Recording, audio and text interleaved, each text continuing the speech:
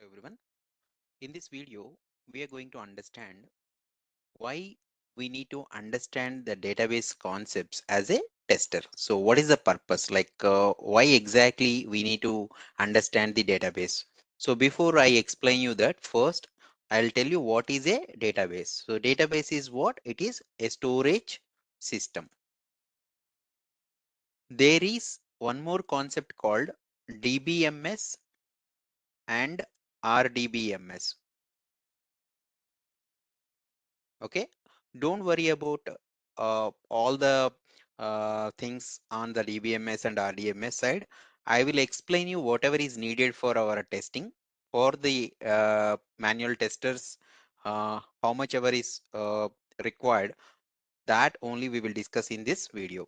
So DBMS stands for Database Management System, and RDBMS is Relational Database Management System. So simply you can understand, initially to store the database, DBMS has come. Okay, so DBMS stores the data in the form of files. Okay, and relational database management system stores the data in the form of tabular format. So tabular format, there it might use the data in the format of tables. Okay, so what is a table and all we will see now. Let us say if I take an Excel spreadsheet just to show you an example. So let's say this is called row. Okay, whatever I have shown here highlighted, the yellow one is row. So this one I call it as column. Okay, now this part is row and this part is column. So a table will be formed based on the rows and columns. So if you look at here, how many rows are there? 1, 2, 3, 4, 5, 6, 7, 8, 9, 10 rows are there. And if you look at the columns, 1, 2, 3, 4, 5, 6, 7. Okay, so whatever you have on the table, so let us say if I give the table name as ID, first name, and then last name, and then city, and then age, and then gender,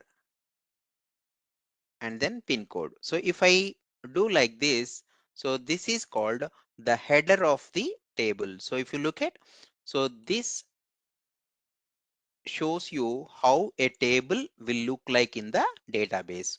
So a database is a storage place. Under the database, you will have different tables. Okay, let us say if I say, let us say this is my employees database. If I name my database as employee, under my employee table I have, let us say, this table is for the people who are teaching for mathematics teachers. Okay, mathematics teachers database. Let us say I might have something for other stream. Let us say I may have one more table for salaries. Okay, and I may have one more table called, let us say, orders. Like you may have n number of tables under one database. We will see all those things now. So everything whatever you see here, this we call it as record, one record. Okay, this is second record. So a table is a table will be formed by your rows and columns. Now what we are going to do is, so if you see the RDBMS, the relational database management, we will be, most of the cases we will be going with the relational database management. So we are learning MySQL is one of the relational database management system which is open source. What do you mean by open source? Open source means it is free of cost. You no need to pay any money. You can directly download from the internet. Download from the internet for free of cost. The tools which we use Whatever the softwares we use for free, those we call it as open source softwares. If at all you have to purchase something, those tools comes under category of licensed tools. So now MySQL, some people may call it as MySQL. Okay, so anything is fine. So MySQL is an open source database, relational database management system. So we already know in our previous videos. If you want, you can go back and see how to download the MySQL workbench, and you can understand how to do the setup in your system. Okay, and now I'll uh, go to that MySQL database, and then I'll show you how the database will look like. See here, so this is how your MySQL workbench will look like. If at all you wanted to do it from scratch, go to your start button, and then there you will have MySQL workbench. Just click on that, and then you have to go to that particular server, and then provide your username and password. Okay, so once you log into the system, see here, this is my SQL. Double click on it, and then it will ask my password, and then you will log into the database. So once you log into the database, the first and foremost step, whatever you see here, these are all called the databases. So if at all you don't see the query window, you can go here and click on this plus symbol. So here what you have to do is you need to create your own database. Let us say I wanted to create one database. Create database. I'm giving the database name as training. Okay, so training, and then select this, and then run the query. So you can run the query using this a current statement, or else control enter. You can do anything, so whatever you want. So the database is created. You should be able to see that here. If you don't see here, just click on this refresh symbol. See here, your training database is created. So under that you will be having your respective tables. Let us say if I have to create one table, so your table name, let us say I wanted to create a table called uh, the table name is employee table. Right click, create a table, and there you have to provide the table name. So I'm giving the table name as employee, and click on this, and then you can add the table name. So don't worry about what is that PK, NNUQ, all those things. Those are called constraints. We are going to learn those separately. So data type is, if at all you are giving ID, if it is number, then that will be the data type is integer. If it is a name, you are going to give it as varchar. Okay, that is string. Varchar we are going to give. What is varchar and all, I'll explain you later. Now employee name, and then employee age, and then you will have employee city. Okay, so you can give first name or whatever the names you want, you can give all of them, and then directly see here ID. PK stands for primary key. So primary key means it will not allow you duplicate values, and it will not be a null. Null means it will not be blank. It should not be blank. So now if you click on apply, what is that we will discuss in detail later. So just click on apply. So once you click on apply, see here the query has come. You can write the query in the query window, or else you can do the same way how we have done. So we will learn both of them, and click on apply. And now if you finish, then you should be able to see the table in the place. Okay, see here, you just click on refresh button. Just see your employee table is here. So now what I am trying to do is I am trying to make use of this table, and I wanted to insert some data. So if I wanted to insert some data, first you have to use a command called use training. That is your database. Select that and control enter. See here, now I am using the database. Now what I wanted to do is I wanted to create data, insert into, if you know basic English, then you will be able to do the query easily. So what you should know the column names of the table. What are all the column names? ID, EMP name, EMPH, and EMP city. insert into what is your table name? Your table name is employee values. What values you are going to give? So first ID, that is 1. You have to put the names in quotes. I am giving the name as Pavan, and then age, let us say some 35, and then city Hyderabad. So now I have added the details, close it and end with semicolon. Okay. So once you end with semicolon, now you select this column, row, whatever the query you have written, press Control Enter. See here, insert into employees, one row got affected. Now I wanted to see that. So to see that, you will be using select star from employee. You are going to give this, give a colon, and then select this, and then click on query and execute the current statement. See here, 1 Pawan 35 Hyderabad. See what is happening now. We are directly going into the database and then we are inserting the data and we are trying to fetch the data. So similarly, what will happen in your software job, you will have two categories of applications majorly. So one is client server application. So what do you mean by client server application? So client server application means you will be performing your operation from your desktop, and then from the desktop your data, whatever the data you are inserting or you are updating, you are deleting, you are trying to fetch the data, that will go and connect to the database server, that is database, and then it will give the information back to you. So that means there is a client and there is a database. So what do you mean by client? Client means the user, whoever is performing the operation. Let us say you are going to one grocery shop, let us say Vijeta supermarket, more supermarket. So whenever you go and you purchase some items, right? So when you go to the billing counter, so the people will open one application from their system. That means this is a desktop application. What do you mean by desktop application? The application will be there in their system itself.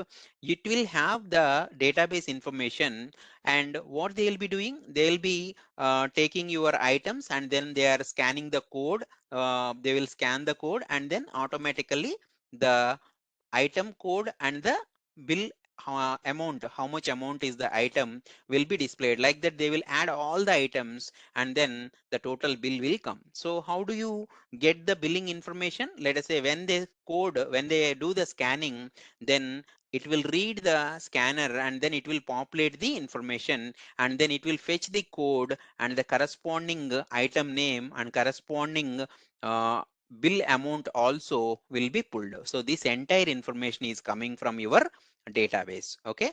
So that is called, so they will already load that information in the system. So whenever they try to scan the code, that information will come from the application and then it will display here. So that is where you're trying to pull the information from the database. And also you might have seen when you go to the grocery shop, Vijetas or some other places, they will ask you to give your mobile number initially to register your mobile number, your customer name, and then they will say that you will get membership card and all. At the time, whatever the data you are giving it to them, that information they will upload into the application using one of the option called enroll new customer or something. Then what will happen, finally your information will be stored into the database. Next time when you come, they will ask you your mobile number and then they will try to fetch the information. So that is how the client server application data will work. Hope you understand what is a client server application.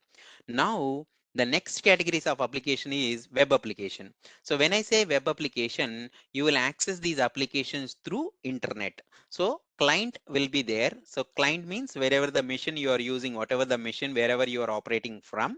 So that is your client machine. And from there, you will do a request. It could be HTTP and HTTPS. HTTP stands for Hypertext Transfer Protocol. So HTTPS stands for hypertext transfer protocol secure.